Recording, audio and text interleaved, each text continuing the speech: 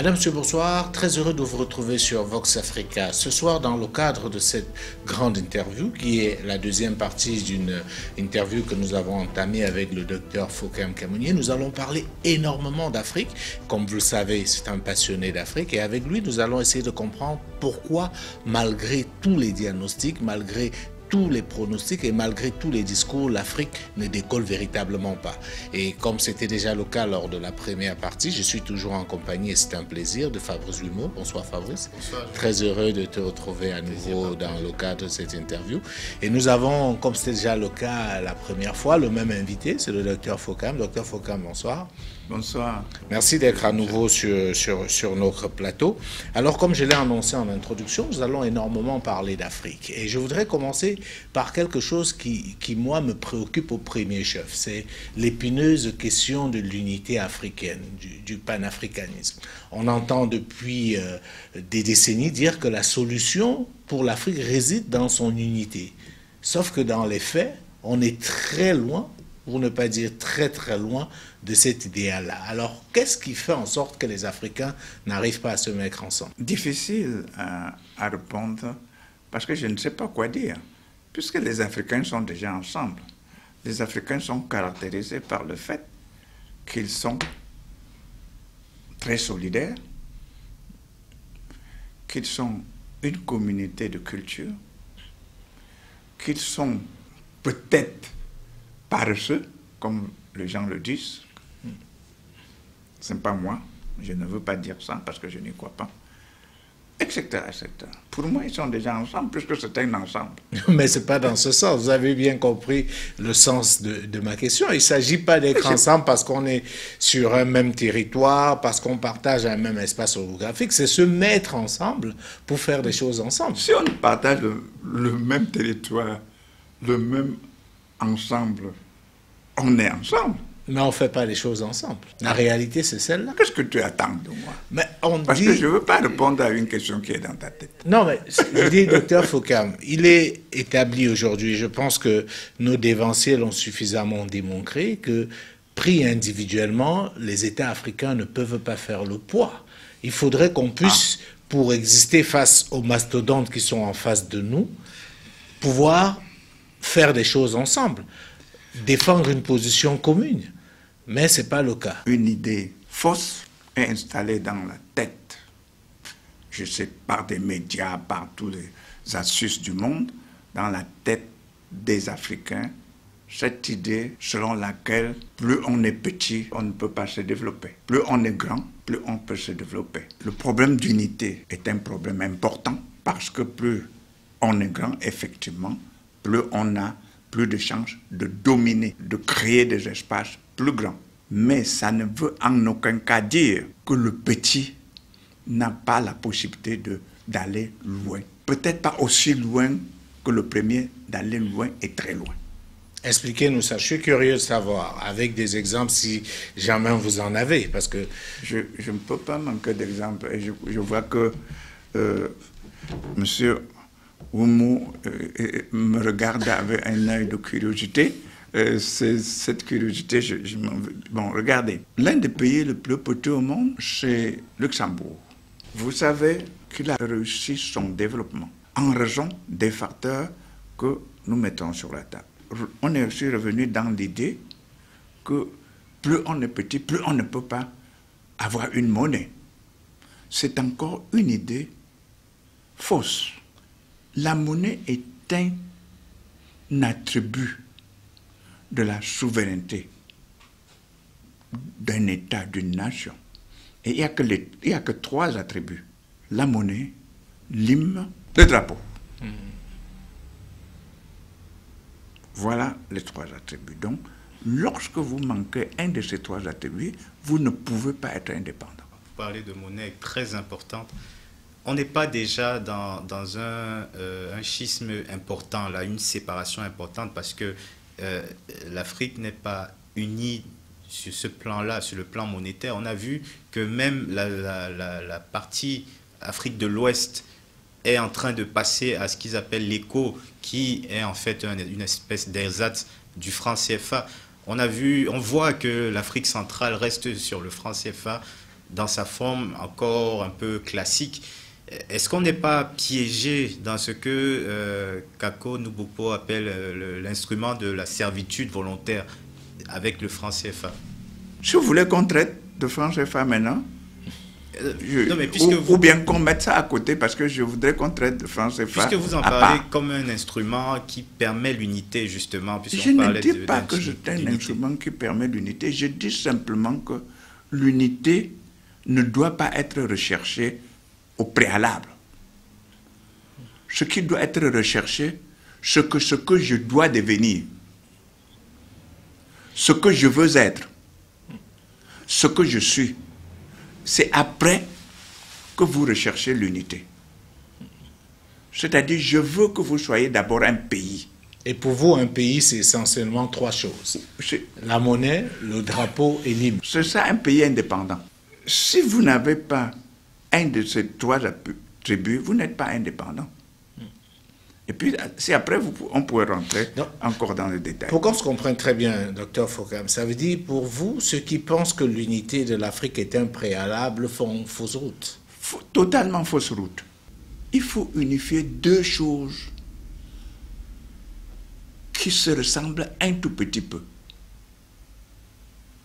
Un État non indépendant et un État indépendant ne sont pas unifiables.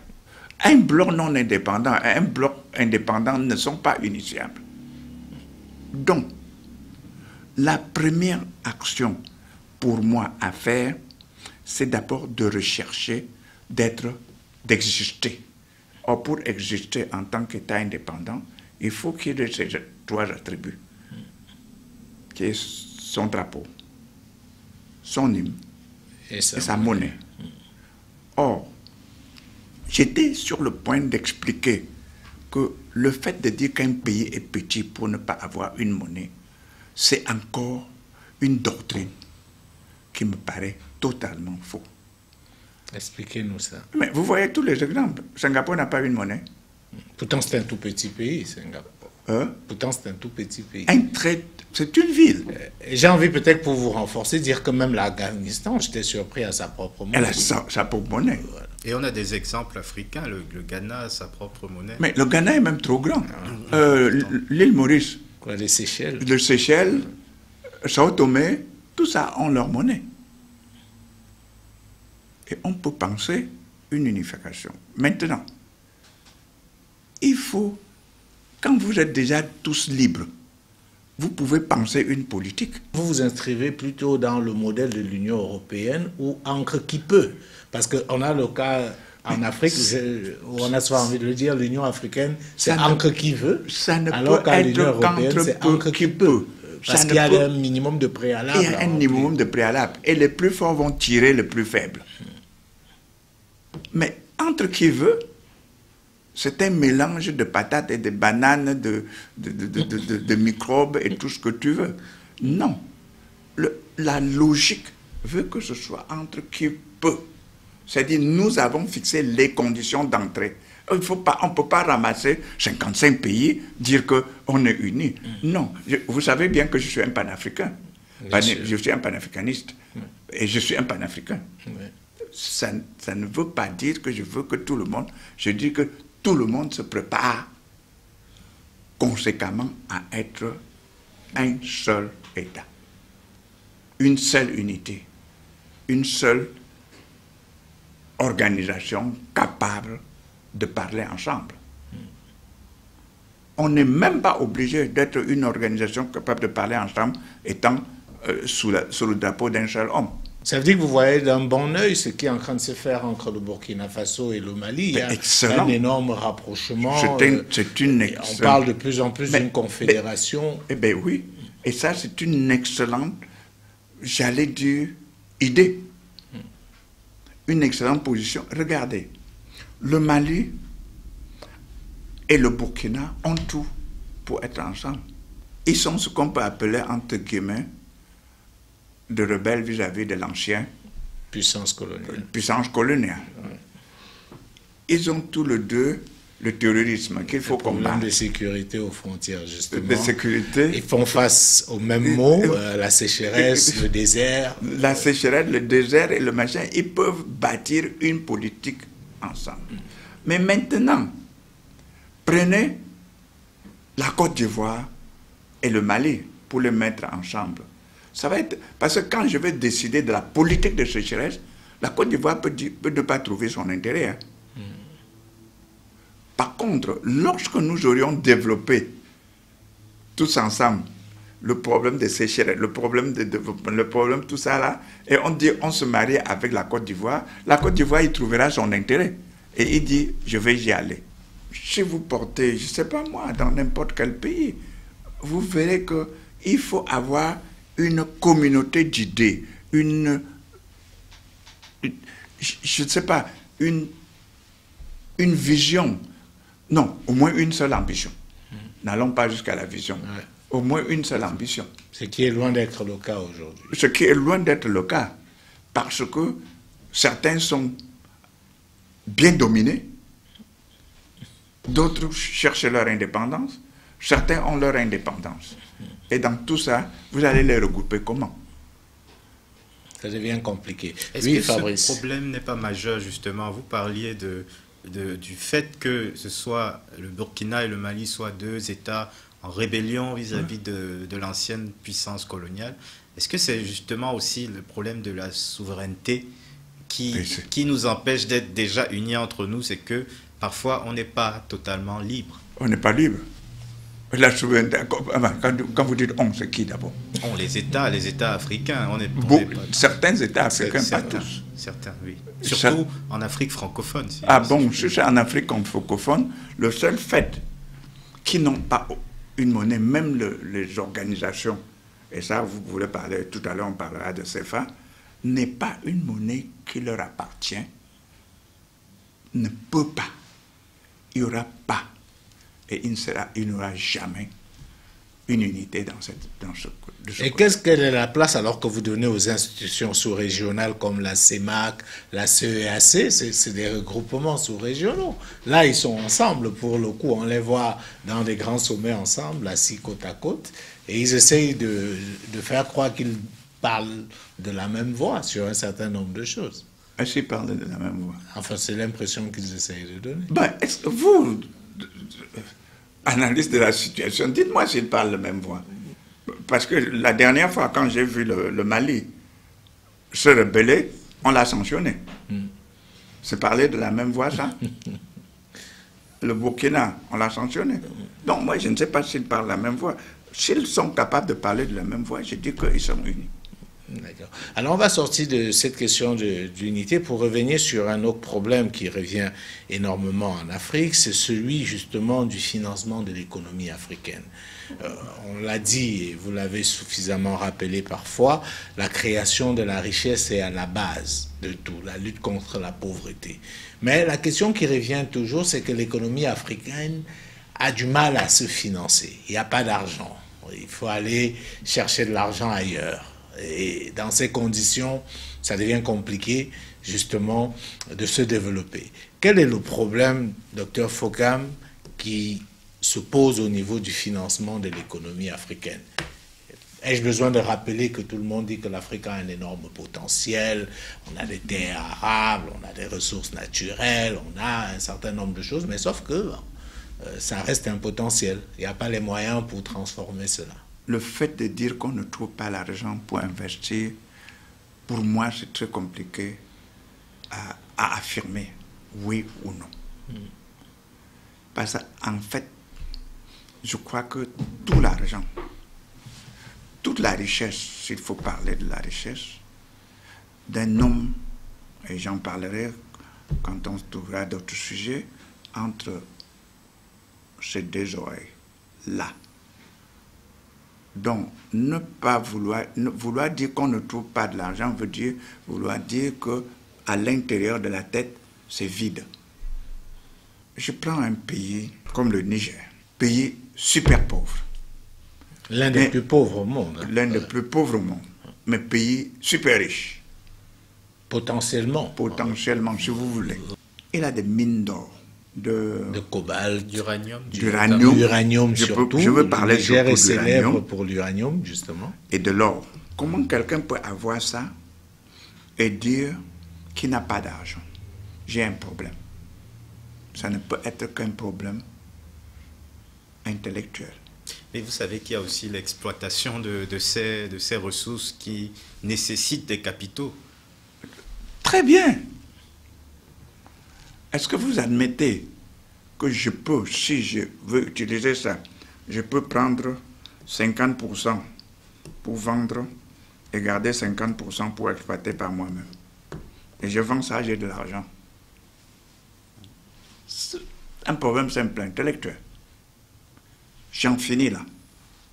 Je peux prendre 30% pour vendre et je garde 70%. C'est fini. Mais ce n'est pas tout. C'est que j'ai les mines d'or. Et c'est le cas de Niger. Mais c'est aussi le cas de Burkina Faso. C'est aussi le cas du Mali. Du Mali. Mais monsieur, la monnaie, et peut-être tout à l'heure vous parlerez de votre franc CFA, la monnaie, à l'origine, c'était basé sur instruments matériels de valeur. Je précise, instruments matériels de valeur. J'ai dit d'abord le cori, après le bronze, après l'or. Maintenant, je m'arrête à l'or. L'or, le Mali a. Qu'est-ce qui l'empêche, sincèrement, d'exploiter toute cette or-là, creuser même pas avec la population, n'aime pas les machines, avec la population qui l'a, les mettre dans les coffres chez lui, et je dis que je mets ma monnaie sur cette base. Tous ceux qui auront acheté 1 kilo d'or, c'est-à-dire de mon argent, de mon nom là, le papier que je vais émettre et qui représente 1 gramme d'or, viendront chercher 1 kilo d'or. Le monde entier va courir. Et j'aurai l'argent qu'il me faut. Mais peut-être le financement en amont de tout. Je vois à peu près ce que vous voulez dire. J'ai à quoi financer. Je dis qu'on va. Je vous ai dit que je demande à la population d'aller creuser avec leurs mains, leurs houes. Je leur donne les houes et les mains. J'achète même un caterpillar, je leur donne. Et n'oubliez pas que dans ces pays, cela se fait déjà. C'est-à-dire... Oui, il y a une exploitation manuelle, artisanale, comme on l'appelle, qui se fait donc, ça veut avec dire tous les risques aussi. Qu'est-ce qu'il y a sans risque? Oui, je suis d'accord, j'ai relevé juste je veux que avoir ça se de fait avec l'argent. Oui. Maintenant, si tu laisses ça, et tu vas aux institutions de Bretton Woods, et qu'est-ce que j'en sais? Pour dire je veux de l'argent, il va te donner ses conditionnalités. Or, ces conditionnalités sont là pour justement t'empêcher de faire ce que tu veux faire. Alors, tu tournes en cercle vicieux. Donc, je voudrais que vous vous réveilliez pour savoir que la solution de votre problème, c'est vous. C'est à ça que je veux conclure. La solution de votre problème, ce n'est pas l'autre.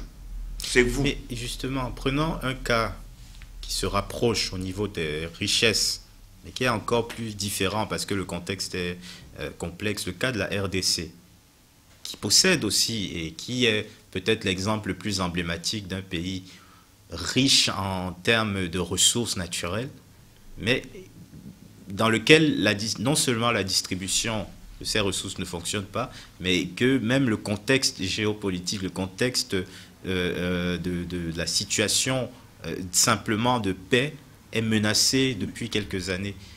Qu'est-ce qu'on fait? Mais on a déjà parlé de cette solution d'avant. C'est-à-dire que si la RDC décide d'enrayer l'insécurité dans les frontières, il faut qu'il décide deux choses. Premièrement, lutter contre la pauvreté et mettre une politique de distribution de richesses équitable. 2, avoir une armée digne de ce nom et respectée. 3, je vous ai dit quoi? Avoir au moins une cartoucherie s'il ne peut pas avoir une usine d'armes.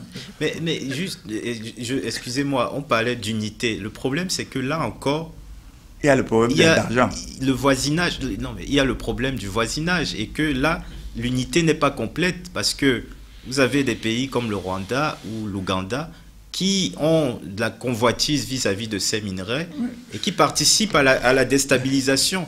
Donc, où est l'unité quand on ne peut pas s'organiser à l'intérieur sans craindre que le voisin vienne vous saboter en quelque sorte?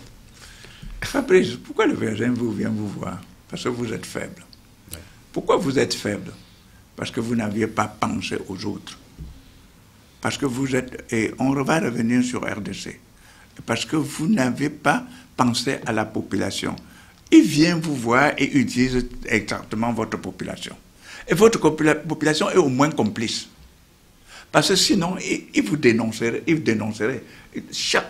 faut admettre qu'à RDC, comme dans tous les pays, la population est d'abord complice. Parce qu'elle doit avoir à manger, ou même parce qu'elle va se protéger. N'oubliez pas ça. Bon, mais je veux terminer sur RDC pour dire que vous allez accuser le voisin pour rien. Le voisin n'a rien à voir. C'est vous qui êtes un incapable. Et si vous êtes un incapable, vous allez toujours accuser un voisin. Votre voisin, qui est M. Domche, vous irez toujours, je n'ai pas mangé de chez moi parce qu'il est venu manger un peu plus grand que moi dans ma nourriture. C'est tout. Donc, cessons ça et regardons ce que nous n'avons pas fait. Pas ce que les autres vont faire. Bon, maintenant, je prends la RDC. Vous savez que c'est un pays totalement dominé par le dollar. Or, la RDC, c'est un scandale minier et c'est un scandale de mine d'or. Ça voudrait dire quoi? Ça voudrait dire que si je concentre seulement ce que j'ai pour créer, pour exploiter de l'or, mettre là et émettre de papier de l'or, j'ai suffisamment de l'argent pour développer mon pays. Mais la RDC a sa propre monnaie. C'est aussi l'un des paradoxes, parce que cette monnaie est totalement abandonnée au profit du dollar. Oui, pourtant elle a sa propre alors, le dollar est un ensemble vide. Sa monnaie est un ensemble vide. Donc, parce que n'oublie pas, la flat monnaie, tant que tu n'as pas coté sur l'or, sur diamant, sur je ne sais pas quoi, ça le reste coltan, par exemple, qui est une ressource ça reste extrêmement un ensemble vide. Ouais. Le dollar est basé sur quoi? C'est la spéculation aujourd'hui. Non, c'est la confiance en la monnaie des États-Unis, point. Il n'y a rien derrière. Il n'y a plus rien, avant c'était l'or. Alors que je suis capable de créer une monnaie qui n'est pas un ensemble vide, qui est basée sur le coltan, et tout ça, sur de l'or que tout le monde recherche, sur le diamant que tout le monde recherche. Donc nous sommes devant un problème de fond. C'est un problème uniquement intellectuel, un problème de confiance en soi qui fait que Fabrice, vous me permettez, puisse me dire non, le voisin, on ne va tenir compte du voisin. Non. Le voisin, est-ce que vous, quand vous dormez chez vous, vous oubliez que le voisin peut prendre son arme pour venir tirer sur vous? Vous pouperez en conséquence. Non, ne recherchez pas ce que le voisin va faire ou qui vous attaque. Cherchez ce que vous faites pour vous protéger contre les attaques du voisin. Alors, à chaque fois que je vous écoute, je vous pose peut-être toujours la même question. On a du mal à vous suivre quand on voit le nombre d'intellectuels africains qui existent. On se dit, mais comment est-ce que le discours qui est le vôtre n'arrive pas aux oreilles des décideurs, par exemple? C'est-à-dire, pourquoi on a le sentiment parfois que vous ramez totalement à contre-courant? Vous dites des choses et on a envie de dire, je ne sais pas si Fabrice me concrétisera, que ça tombe sur le sens, sauf qu'à la réalité des faits, rien ne bouge. C'est votre faute. Vous les journalistes, vous les patrons des médias. Vous avez trouvé la proie facile. Vous Mais aimez bien vous apprendre aux journalistes. Mais en plus, que pouvons-nous faire d'autre que de faire ce que nous faisons déjà? Nos messages, plus, nous les enseignants. Dans la continuité de ce que dit Jules, moi je trouve même qu'il y a un paradoxe parfois entre les prises de parole d'industriels comme vous, parfois de politiques, qui, dans la parole du moins, vont prôner un certain protectionnisme, ils vont demander d'aller chercher les solutions aux problèmes de l'Afrique en Afrique, mais dans les faits, l'Afrique est une terre, objectivement aujourd'hui, de néolibéralisme. C'est une terre de mondialisation. Et je pense que parfois, il y a un décalage, parce que ce néolibéralisme est validé et certifié par toutes les institutions de Bretton Woods, la Banque mondiale, le FMI. Il y a une différence beaucoup dans les paroles des industriels qui vont prôner le retour à l'Afrique, et la réalité, c'est que c'est le capitalisme, le néolibéralisme qui a voix au chapitre. Et ça fait, quelque part, si vous me permettez, le jeu de grands industriels comme vous. Vous auriez souhaité que ça fasse le jeu de qui? Des Africains, de tout le monde. Mais si vous dites grand industriel comme moi, si je suis industriel, c'est que je suis africain. Donc tout le ça fait monde, mon jeu. dans la majorité. La majorité. Parce que l'idée d'aller chercher... J'étais en train de blaguer d'abord pour revenir sur vous pour dire deux choses. Premièrement, le problème ne se situe pas à ce niveau. Le problème se situe au niveau de chaque Africain.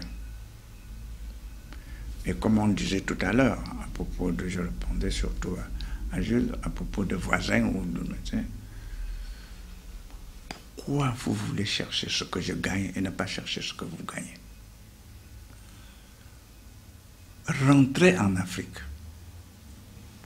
Essayez de vous battre. Je suis en train de publier un livre sur les... Et j'avais déjà publié un autre, l'entrepreneur africain face au défi d'exister. Mais je disais, il y a peut-être 20 ans ou 25 ans, je ne sais plus, et je disais dans ce livre que vous aurez des obstacles, mais sachez que vous êtes des commandos et que vous devrez même mourir en champ de bataille. Mais l'essentiel est que vous ou vos générations puissent continuer l'œuvre. Donc, je ne veux pas qu'on continue à dire ça ne profite qu'aux multinationales, ça ne profite qu'aux Occidentaux. Non, je veux dire, débrouillons-nous à dire nous voulons le jeu équitable, pas égal. Je précise, j'insiste sur le mot équitable, mais pas égal. Et dans un jeu équitable, chacun tire son épingle du jeu. Et l'Afrique tirera son épingle du jeu. Dans un jeu d'égalité, personne ne tirera son épingle de jeu. Parce que les efforts ne sont pas égaux. Donc, et la distribution mondiale, comme vous avez parlé du monde place, c'est-à-dire de la mondialisation, il n'y aura pas d'égalité nulle part, et il n'y en aura jamais. Mais il y aura l'équité, et que tout le monde doit respecter. Et n'oublions jamais que si vous êtes en Occident, puisque tout le monde court vers l'Occident, il n'y a même pas l'équité, il y a un déséquilibre en votre défaveur, et vous acceptez. Vous ne voulez pas en Afrique, et vous rentrez en Afrique et exiger l'équité. J'ai un problème. Je voudrais que vous appliquiez les mêmes règles que vous appliquez, que vous acceptez en Occident, vous appliquez en Afrique, et nous aurons une Afrique respectée et digne. Mais comment on y arrive, notamment quand on a encore des boulets clairement, la dette africaine, par exemple, la dette extérieure, 700 milliards de dollars de dette extérieure pour l'Afrique. Est-ce que ce n'est pas un poids parfois qui empêche cette progression et ce rééquilibre là? La dette devient un déséquilibre si tu dois payer le même jour. Moi, si je suis un décideur africain, je trouve une dette de 700 milliards, comme tu dis, je dis je le paye sur 50 ans. Ça rentre dans ma capacité de production et je vais le payer progressivement. Et il n'est pas interdit de réchelonner ces dettes.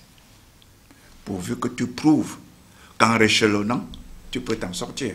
Or, pour prouver qu'en réchelonnant, tu peux t'en sortir, il faut décider de créer des richesses. Mais avant d'aller jusqu'à... Or, le problème qui se pose à nos États, c'est qu'ils refusent de créer les richesses. C'est qu'ils refusent de promouvoir la création des richesses. C'est qu'ils refusent de promouvoir les entrepreneurs. C'est qu'ils refusent de ramener la diaspora pour leur donner les conditions de création de richesses dans le continent. Ce que la diaspora refuse lui-même de croire qu'elle est capable de créer des richesses. Voilà le problème. C'est toujours un problème intellectuel. Est-ce que c'est ce problème intellectuel, Dr Foucan, qui justifie que jusqu'aujourd'hui, certains États africains continuent à faire les mendiants, vous me permettrez l'expression, au niveau des institutions de Bretton Woods, et on a finalement le sentiment que le FMI, c'est le véritable chef d'État de plusieurs pays africains, parce que c'est lui qui donne des devoirs, corrige les copies, décide si on monte ou si on descend. Et à un moment donné, on peut même se permettre de penser dans certains pays que c'est le FMI qui décide de la météo. Comment on en arrive à ce niveau-là? C'est justement le problème d'éducation. Et pour moi, l'éducation,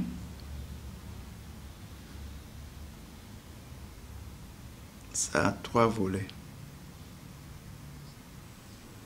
Savoir, si je veux coter 25 sur 100, savoir-faire 50%, savoir-être 25%. Chez nous, même si on prend seulement l'exemple du savoir, tout le monde considère que le savoir, ça vaut 90%. Et le savoir-faire, c'est presque rien. Encore moins le savoir-être. Ça, c'est grave. Deuxième volet de l'éducation que je redéfinis, c'est qu'en fait, l'Afrique, prise dans sa globalité,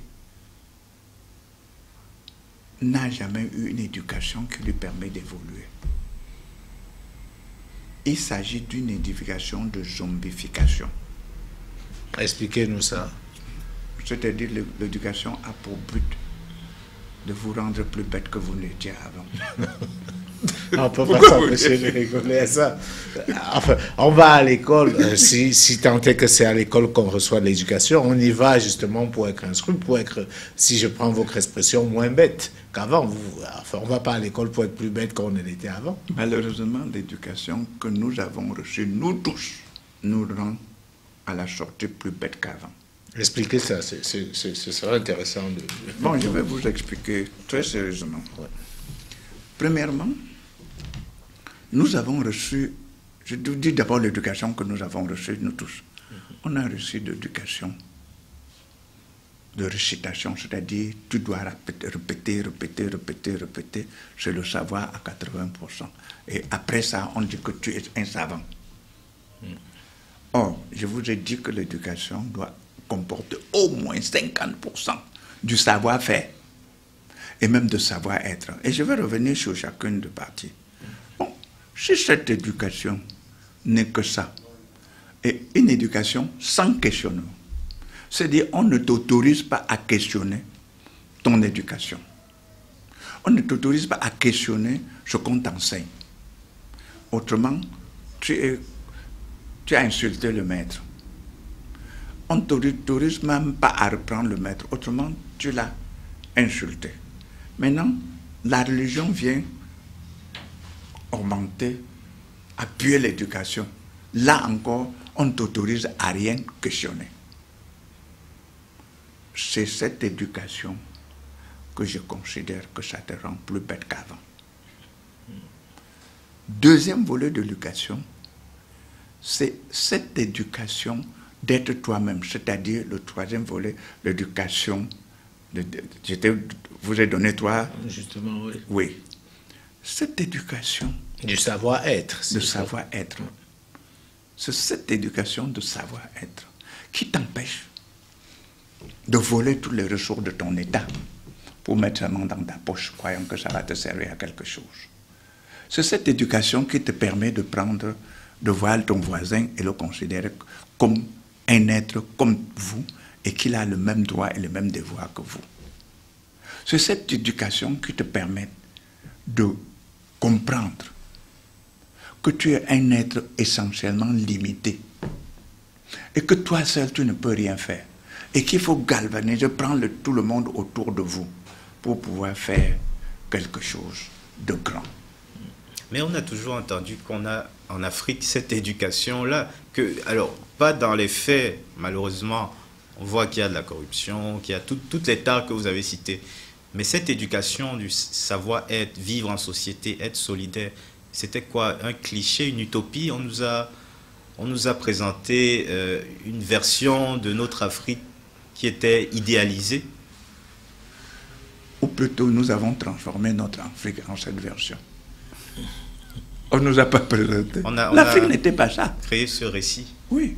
Nous avons hérité la corruption de la colonisation. Nous avions hérité l'absence de la parole donnée de la colonisation. Il faut tout écrire, sinon c'était la parole donnée. C'est pour ça que je disais qu'on redevenait plus bête qu'avant. Parce qu'avant, je savais que la parole donnée... L'honneur. Oui, et que l'honneur... Merci beaucoup, Fabrice. Que l'honneur est quelque chose. Mais nous n'avons plus d'honneur. Nous mourons dans les câbles des bateaux pour aller en Europe. Pour chercher quoi? Pour chercher à balayer les rues. Nous sommes des médecins certifiés dans d'autres pays. Nous allons en Europe pour être des infirmiers. Où est notre honneur?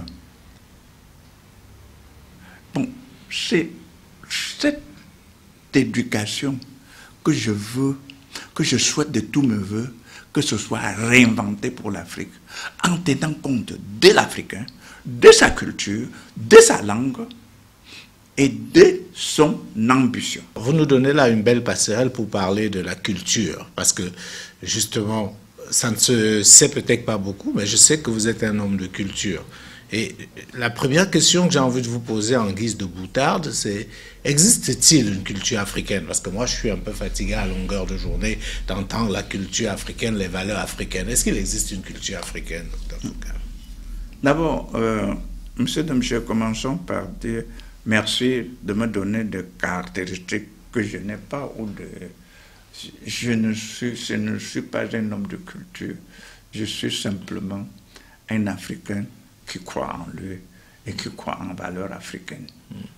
Ça fait de vous un homme de culture. On ne va pas entrer sur ce débat-là. Je ne vais pas faire ce débat avec vous. Bon. Mais moi, la question, justement, la culture africaine, qu'est-ce que c'est? On peut même se poser des questions, ou même la question de savoir s'il existe une culture africaine.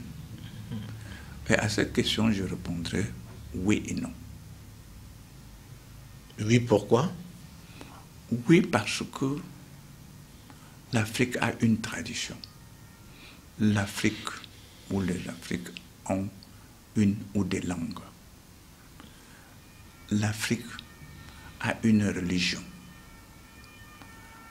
Ou des religions. Ou des religions. Ça ne me gêne pas. Je ne parle pas des religions occidentales. Non, pas du tout. Encore que bon. Ça, c'est un autre débat. Je préfère qu'on n'y entre pas. Je ne veux pas parler des religions occidentales. L'Afrique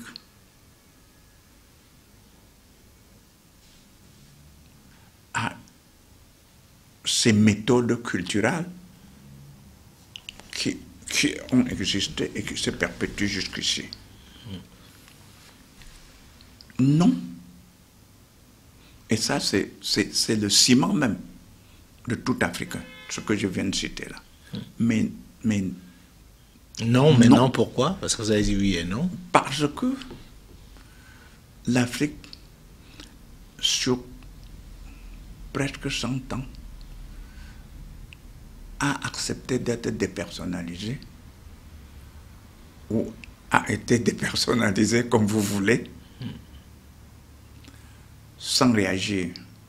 Et on est donc dans un tournant où il y a des Africains réels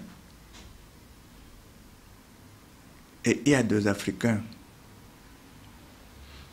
Irréel, si vous voulez que je vous aide. j'allais dire, non, de peau Superficiel. superficielle, oui, j'accepte, Ouais. et des Africains superficiels. Et il y a des non-Africains africains. Bon, on va aller point par point. C'est quoi l'Africain réel? Parce qu'il faut... C'est celui qui est resté au moins dans 70% dans sa culture, ou a adopté, celui qui est capable de dire, moi je suis africain, j'ai une langue, je veux même parler, je veux faire parler à mes enfants, et j'en passe, et j'en passe, et j'en passe. Comme je l'ai donné là, ça c'est l'Africain, qui est resté lui-même. L'Africain réel. Maintenant, l'Africain superficiel. L'Africain superficiel, c'est celui qui a dit, moi je suis africain, mais c'est ce que vous avez, la vraie culture, la culture réelle, c'est la culture occidentale. Et c'est ça qui me donne... On parle beaucoup plus de culture universelle. C'est ça qui me valorise. En fait, il n'y en a pas de culture universelle. Je veux dire la culture occidentale. C'est certaines personnes en Occident qui pensent que la culture est universelle, justement. Il n'y en a pas. Et la toute dernière catégorie, si j'ai bien retenu, on a parlé d'Africain réel, d'Africain superficiel. L'Africain qui n'est pas africain. L'Africain qui n'est pas africain. Enfin, Le nom d'Africain qui est africain. le non-Africain africain, si on vous suit. L'Africain. Non, c'est parce qu'il croit qu'il est africain. Mais il ne l'est pas. Il ne l'est pas. Parce qu'il a tout oublié. La culture, son machin, tout. Il est, et plus, il n'est nulle part. Hein, Ouais. parce qu'il n'est même pas européen. Il n'est pas américain. Il n'est pas asiatique. Il n'est rien. Ou, si vous voulez, je vais l'appeler l'Africain qui n'existe nulle part. Alors, quelle est l'importance de la culture, Dr Foucault? On en rit, mais il faudrait peut-être qu'on situe justement l'importance de la culture dans tout ce combat que nous menons. La culture est la racine d'un arbre. La culture est la fondation d'un immeuble.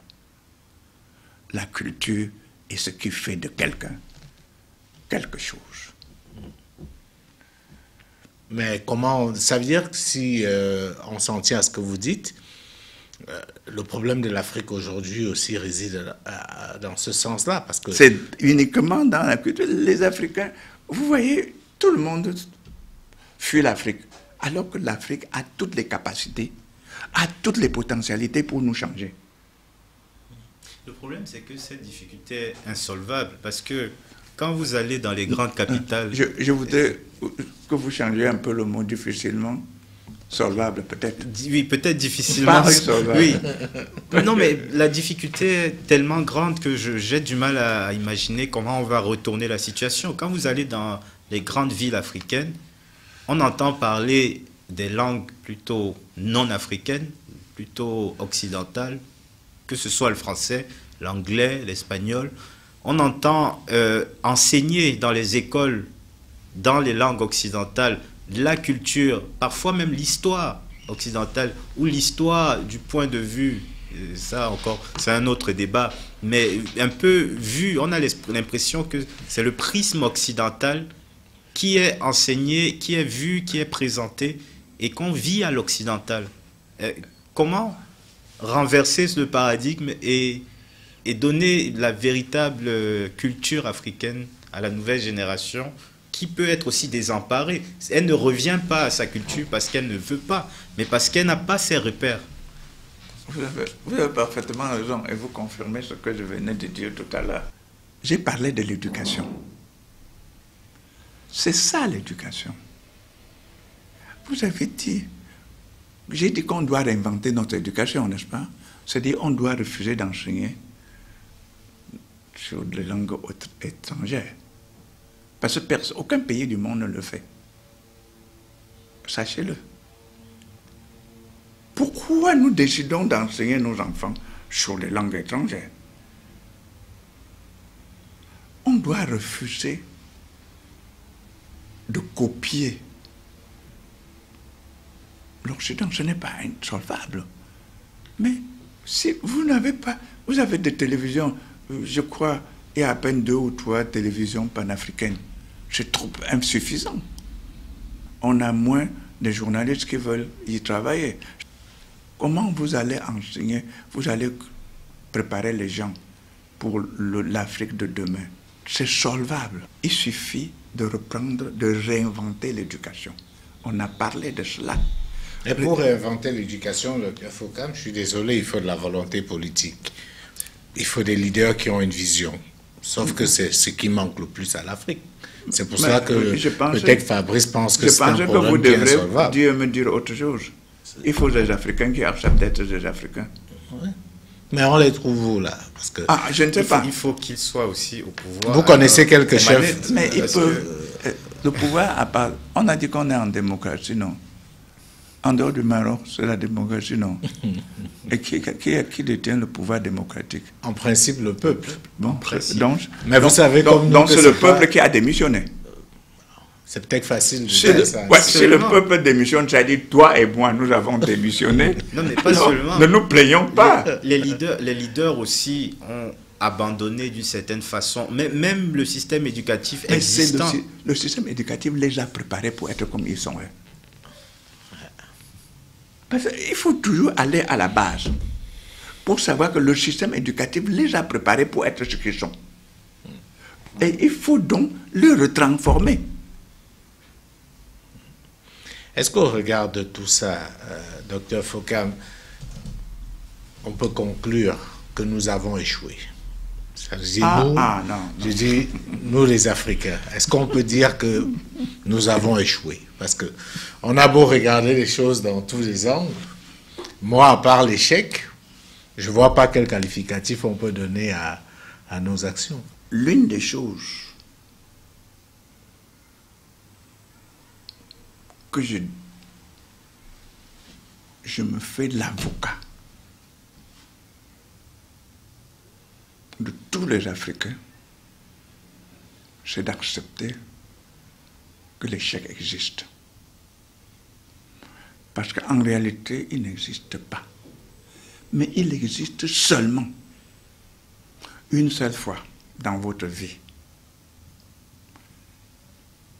Et cette fois-là, c'est dans 2 ou 3 conditions. Première condition, il faut que que Dieu vous rappelle sans que vous ayez réalisé ce que vous voulez faire. La deuxième fois, c'est que durant toute votre vie, vous abandonnez ce que vous avez décidé de faire. Et c'est seulement à cette période qu'on parle de l'échec. Ça veut dire, en clair, lorsque vous avez loupé un pas, vous acceptez globalement que vous avez loupé ce pas-là, mais qu'il est votre grand maître.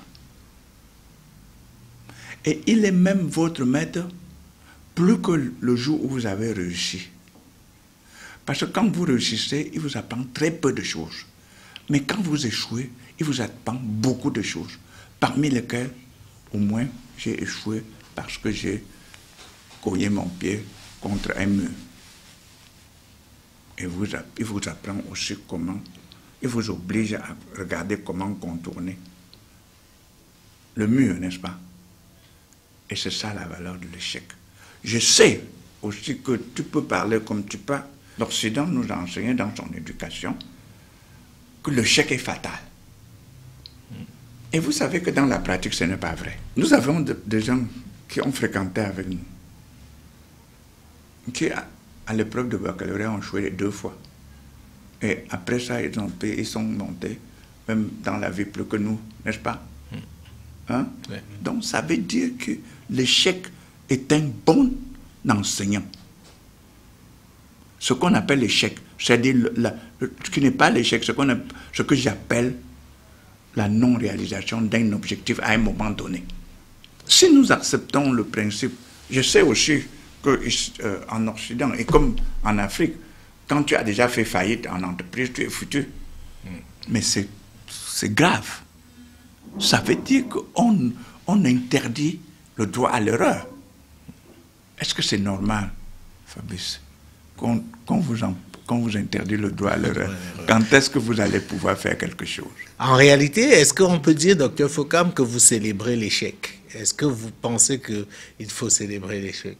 Je vous invite tous, avec moi, à célébrer plus l'échec que la réussite, que la victoire.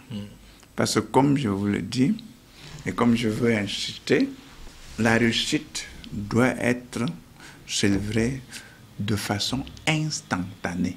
C'est-à-dire, si ça dure plus que ce qu'il en faut, vous préparez le chemin d'un échec.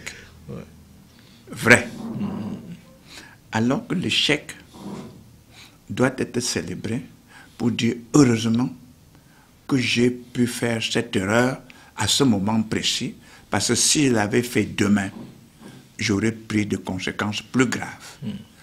Heureusement que je l'ai faite pour pouvoir analyser les conséquences qui risquent de perturber le chemin de ma réussite de demain. Alors, je dois dire, et l'occasion faisant le larron, que vous avez lancé une collection récemment, la collection Éveil, dont vous êtes le directeur. Vous essayez de sortir des petits livres de ce format-ci. Et ça, c'est le plus récent. L'échec, force motrice du succès. Et quand on vous écoute, moi qui ai pris la peine de parcourir un peu le livre, on comprend un certain nombre de choses. Mais une chose m'a frappé effectivement dans le livre, Dr Fokam, et je crois que je vous fais la remarque à chaque fois. Vous avez cité 10 profils des gens qui ont échoué et qui, pour finir, ont atteint leur objectif. On ne sait pas si c'était leur objectif ultime. Mais parmi les 10 profils, on ne vous voit pas vous. Vous parlez très peu de vous. Est-ce à dire que vous n'avez jamais échoué? J'échoue tous les jours. Oui, parce que là, vous parlez d'Abraham Lincoln, vous parlez d'Amadou et Mariam, vous prenez l'exemple également de Samuel Eto'o, vous prenez un certain nombre de profils. Et moi, je m'attendais, vous qui avez le parcours qui est le vôtre, que vous parliez de vous et de vos échecs. Et puis, je me suis dit peut-être naïvement que bon, peut-être lui, il n'a jamais eu le bonheur de goûter à l'échec, peut-être. J'ai beaucoup échoué. D'abord, sachez que j'ai perdu mon père à l'âge de 1 mois. Mais ça ne dépendait pas de vous. Est-ce qu'on met ça comme un échec véritablement? Oui, si, c'est un échec. Vous n'y êtes pour rien. Je n'ai pas pu avoir... Mais l'échec n'est pas seulement que vous ayez vécu. Ça, c'est très important. J'ai raté à la première section non examen de baccalauréat.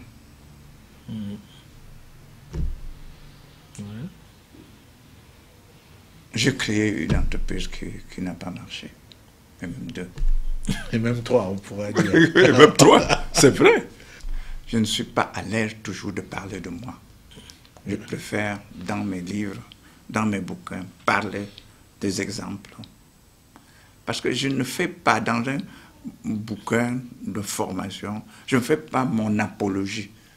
Je prends des exemples frappants qui... Le vôtre est frappant. Alors, si vous ne le faites pas, peut-être d'autres le feront pour vous. Bon, qui le font, je vous ai posé la question parce que je sais que vous êtes très mal à l'aise quand il s'agit de parler de vous, justement. Oui, Fabrice, très rapidement. Est-ce que c'est ce type de modèle-là que vous voulez, ce type de profil que vous voulez laisser en modèle pour les jeunes d'aujourd'hui? C'est-à-dire que malheureusement, ou peut-être qu'il n'y a pas de jugement à faire, mais la jeunesse africaine aujourd'hui peut être aussi impressionnée par des modèles un peu plus, oui, axés sur la réussite financière et oublier que derrière chaque réussite financière, il y a des échecs. Est-ce que c'est une leçon aussi pour les jeunes de leur dire préparez-vous à l'échec? Pourquoi vous parlez seulement de la réussite financière? Parce que c'est ce Pourquoi qui vous ne parlez impressionne pas de la souvent, réussite? le bling-bling, comme on dit, ça C'est impressionne pas une souvent la réussite, jeunesse. ça, hein. La réussite veut aussi être modeste. Ouais. On a le cas, par exemple, dans votre livre, si je m'en tiens peut-être à Amadou et Myriam, c'est une réussite qui ne se traduit pas forcément au niveau financier, réellement, que ce soit Abraham. Il y a des réussites intellectuelles. Bien sûr. N'oubliez pas que Xinjiang, premier, était une réussite intellectuelle. Je suis d'accord, mais qu'est-ce qui est valorisé aujourd'hui à travers les réseaux sociaux notamment? C'est l'étalage de la réussite, justement. Mais les réseaux sociaux est un modèle à utiliser.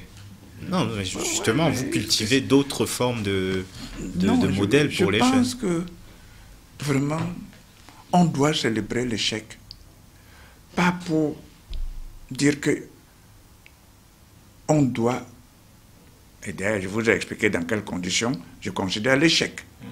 On doit célébrer cela pour dire que vraiment, si je ne fais pas de faux pas, le jour où je ferai un faux pas, ce sera mortel. Je vous ai bien expliqué tout cela. Donc, il faut que je fasse le faux pas pour apprendre que le faux pas vers la gauche, ça apprend telle leçon. Le faux pas vers la droite, ça apprend telle leçon. Vers le devant, ça apprend telle leçon. Avec tous ces enseignements issus de mes faux pas, alors je deviens un homme redoutable.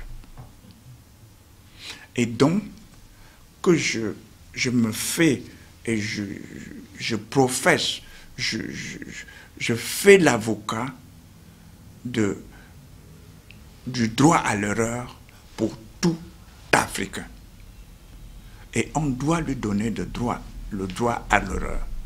Il est difficile d'accepter qu'on dise à un médecin, parce que tu n'as pas l'expérience, un chirurgien, parce que tu n'as pas l'expérience, tu dois opérer.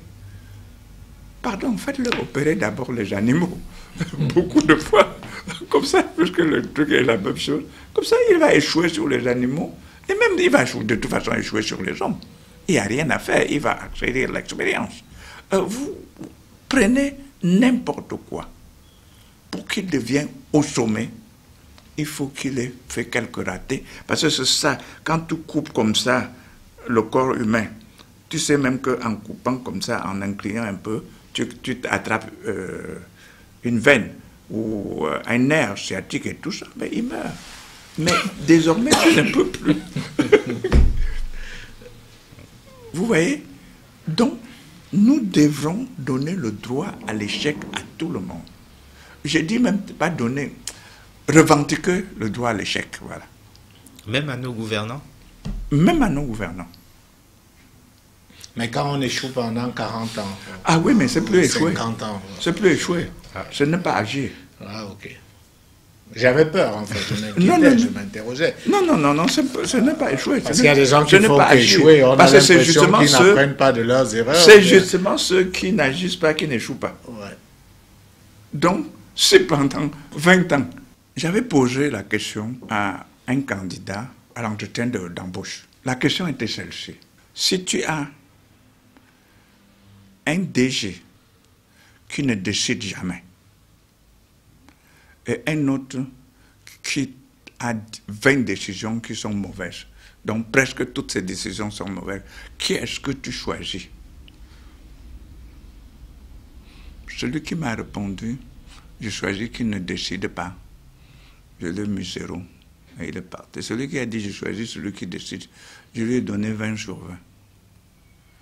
Mais je lui ai demandé pourquoi. Voilà ce qu'il m'a dit. Parce que j'aurai l'occasion de savoir au moins qu'il va mal faire. Et je vais rattraper avant qu'il ne soit tard. Celui qui ne décide pas, je n'aurai aucune. On n'a pas de réattention. Avant de rattraper, ce sera trop tard. Sortons rapidement, Dr. Foucault, il était très intelligent. Sur cette question de l'échec.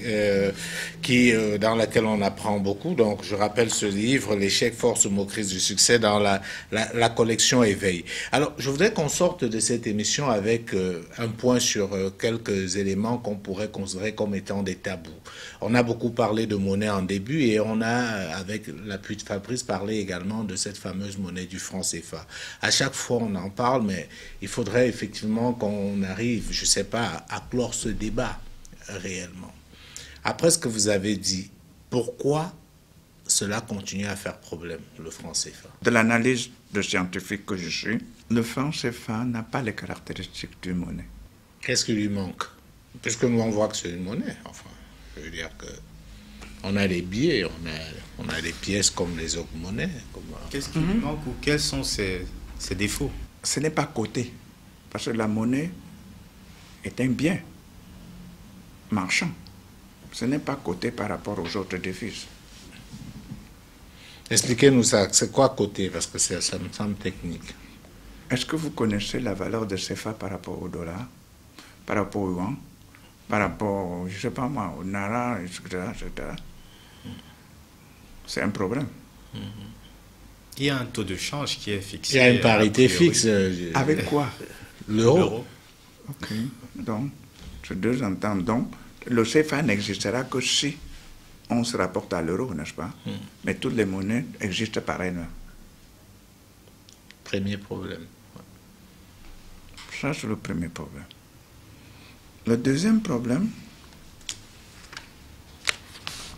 c'est que ça ne donne pas les caractéristiques de la souveraineté des États. Parce qu'elle est contrôlée par une autre personne qui est partie tierce de l'État. En l'occurrence, la France, pour le cas du franc CFA. Je ne sais pas, comme vous voulez. En tout cas, elle est contrôlée par une personne qui est partie tierce de l'État. Troisième problème, la manipulation de cet instrument monétaire pour changer l'économie.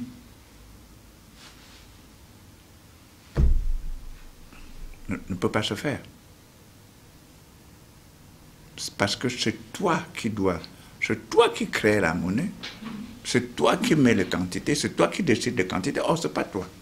Ce n'est pas l'État qui a la monnaie, qui décide de quantité de la monnaie qu'il met en circulation. Et ce n'est pas lui qui fabrique cette monnaie. Donc, il y a un certain nombre de caractéristiques qui font de CFA un instrument d'échange, j'allais dire entre copains.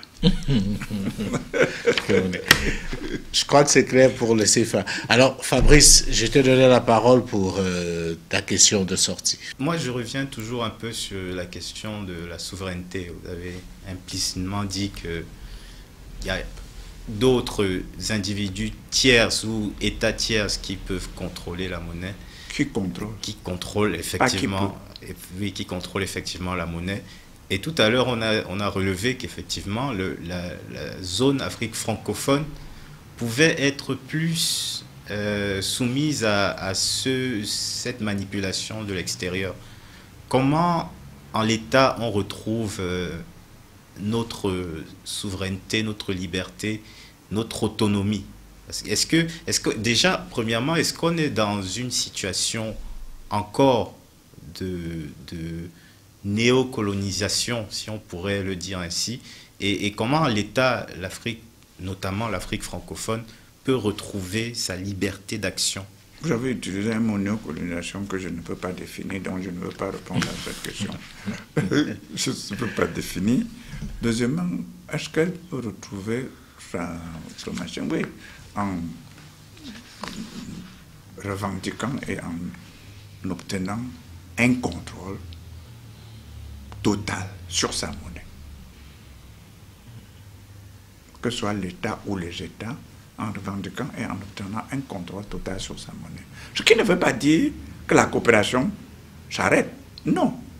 Il suffit simplement d'un contrôle total, même si tu vas avec une coopération avec quelqu'un, et qu'il faut que ta monnaie soit basée sur des instruments sérieux qui permettent que tout le monde puisse accepter de côté. Et ça, l'Afrique peut le faire. Moi, ma dernière question, Dr Fokam, ce sera sur le financement. Et je m'adresserai à vous parce que je sais que c'est un domaine que vous connaissez un peu, le domaine des banques commerciales, parce qu'on parle beaucoup justement du FMI, de la Banque mondiale. Vous avez démontré pourquoi c'est pas la peine d'y aller, pourquoi c'est contre-productif, mais on se rend compte que les États africains préfèrent aller parfois dans les banques européennes, aller chercher ce qu'on appelle les eurobonds et tout, et pourtant il existe de plus en plus des banques commerciales africaines. Pourquoi est-ce que cette banque-là n'apparaissent pas comme une solution, selon vous? Je ne suis pas capable de répondre à cette question parce que je ne sais pas pourquoi. Ce que je sais, c'est que les banques panafricaines, je pense à Ecobank, je pense à BGFI, je pense à Banque Atlantique, je pense à Marocaine, je pense à African First Bank, sont toutes capables de mobiliser beaucoup de ressources pour des États. Mais ce que je constate, c'est que la plupart du temps, les États ne les prennent pas comme conseillers, ne les prennent pas comme arrangeurs, vont toujours chercher les... Vous avez certainement l'explication, vous ne nous avez pas habitué à la langue de bois. Pourquoi est-ce que justement, pour financer un projet au Congo, au Gabon, je ne sais pas, au Libéria et tout, on est obligé d'aller au FMI, à la Banque mondiale, d'aller à l'Union européenne, alors qu'il existe des banques panafricaines, comme vous avez dit, qui ont la surface financière pour financer et qui peuvent même surtout de plus qui ont en des plus se mettre relationnels. ensemble, qui Parce ont, voilà, que aucune banque n'a toute la surface, mais a les relationnels qui lui permettent de mobiliser plusieurs banques autour d'un projet, si le projet est bancable. Bon, je ne sais pas. Peut-être qu'ils ne sont pas convaincus que leur projet est bancable, ou bien c'est le complexe. Mais puisqu'ils arrivent à avoir des financements ailleurs, ça veut dire que le projet est quelque part... Bon, peut-être qu'avant d'aller, ils n'étaient pas convaincus que son projet est bancable. Je retiens que vous ne voulez pas aller plus loin. Parce bien c'est le complexe, je ne sais pas. Il dit que bon, ben, l'Africain ne connaît rien. Bon, c'est le complexe de lui-même, de son infériorité, qui le projette sur les autres. Alors, merci beaucoup, Dr Fokam. Je vais vous donner maintenant la parole parce qu'on est arrivé au terme de cet entretien. Est-ce que déjà... il y a une question à laquelle vous aurez aimé répondre que nous ne vous avons pas posée? Non, un vieux comme moi préfère toujours ne pas répondre à des questions et rester tranquille. En tout cas, merci à vous d'avoir pris de votre temps pour échanger avec nous. Merci Fabrice. Mais Dr Fokam, je tiens quand même à vous laisser la parole pour un mot de fin par rapport aux Africains qui nous ont regardés. S'il y avait un message que vous tenez à passer, une chose qu'il fallait retenir de tout cet entretien, qu'est-ce que vous voulez que les Africains gardent dans leur esprit au sortir de cette émission? J'aurais voulu que les Africains gardent dans leur esprit la nécessité de détruire le mur de complexe qui les empêche de se réaliser, de réaliser leurs rêves, de changer l'avenir de leur continent, de devenir ce qu'ils veulent être et de mettre leur continent à la hauteur de tous les continents du monde. Merci. Merci beaucoup, Dr Fokam. Madame, Monsieur, merci à vous de nous avoir suivis. Prenons rendez-vous très prochainement sur Jour sur Vox Africa. D'ici là, portez-vous bien. Bonsoir à tous.